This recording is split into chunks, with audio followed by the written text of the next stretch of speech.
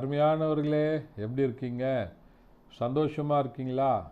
நிச்சயமாகவே நீங்கள் சந்தோஷமாக, மகிழ்ச்சியாக, ஆசீர்வாதமாக இருக்க வேண்டும் என்று சொல்லி உங்களை வாழ்த்துகின்றேன்.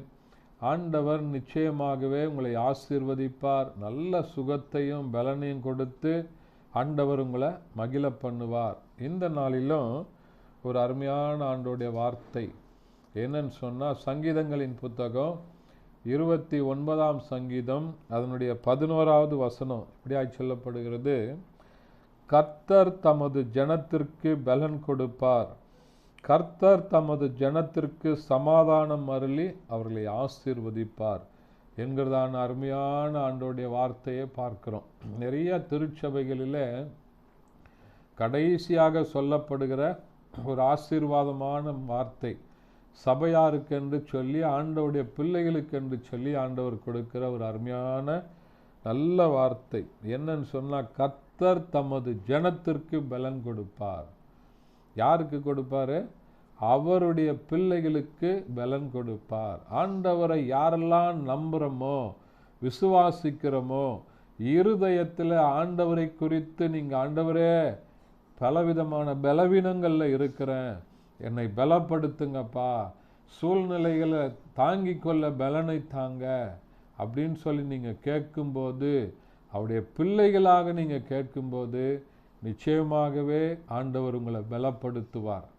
பலப்படுத்துவது மாத்திரமல்ல, ஒரு தெய்வீக சமாதானத்தினால் ஆண்டவர் உங்களை நிரப்புவார். உலகத்தால் கொடுக்க முடியாத ஒரு தேவ சமாதானத்தை ஆண்டவர் உங்களுக்கு கொடுத்து உங்களை ஆசீர்வதித்து மகிழ பண்ண உண்மையுள்ளவராய் இருக்கிறார். யாருக்குன்னா அவருடைய பிள்ளைகளுக்கு. அவருடைய பிள்ளைகளுக்கென்று வைத்திருக்கிற ஆசீர்வாதத்தையும் சமாதானத்தையும் இதனால நீங்கள் பெற்றுக்கொள்ள வேண்டும். வசனம் சொல்கிறது, நான் என்னுடைய சமாதானத்தையே உங்களுக்கு கொடுத்து போகிறேன். உலகம் கொடுக்க முடியாததும் உலகம் எடுக்க முடியாததுமான சமாதானத்தை நான் உங்களுக்கு தருகிறேன்.